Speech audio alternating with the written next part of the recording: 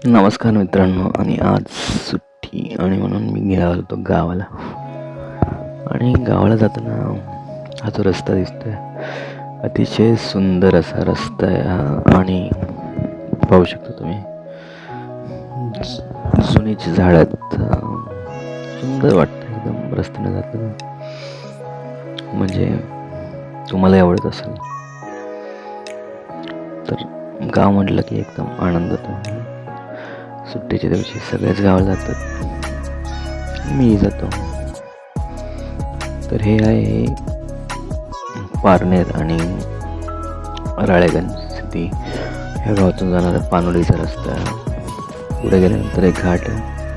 पण हा जो रस्ता अतिशय सुंदर, जो की अण्णा हजारेंचं गाव तुम्हाला माहितीच असेल सर. त्याच्या थोडंसं पुढे गेले की तुम्हाला हे मस्त अशी घनदाट झाडे दिसतील. खूप असं सुंदर असतं अतिशय. म्हणजे बाकीच्या ठिकाणी तुम्ही जाऊ शकता, पण इकडचा रस्ता खूप मस्त आहे. तुम्ही पाहू शकता कुठेच खड्डे नाही, काय नाही. Proper speed breaker, proper lining check करू शकता तुम्ही. हे बाबा पण किती आरामशीर चाललेत आपल्या सावलीतून हळूहळू. हे जे गाव आहे हे अण्णा हजारेंचं गाव आहे. तर अण्णा हजारेकडे तुम्हाला पाहायला भेटते जर कधी गेला तर राळेगंज हे गाव आहे. नक्कीच या आणि भेट द्या या ठिकाणी.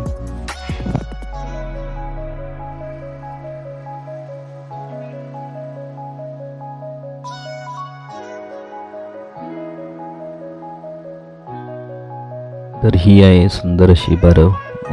जामगाव आणि भाळवणी या जवळच्या ठिकाणी तुम्ही ही बारव पाहू शकता.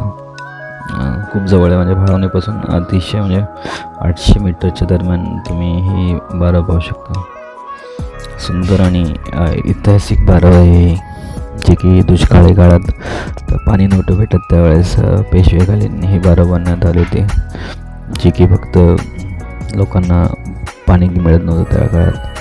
ह्या बारवीतून सर्व लोक इकडून पाणी घेऊन जायचे गावातील. जुन्या असत्या खूप, म्हणजे 200-300 वर्षापूर्वीची बारव आहे. अतिशय सुंदर डिझाईन आणि कलाकृती पाहू शकता तुम्ही. आणि इकडे मजकूरही आला आहे की कोणी बांधली तर नक्कीच भेट द्या या वस्तूला. खूप अशी सुंदर अशी बारव आहे.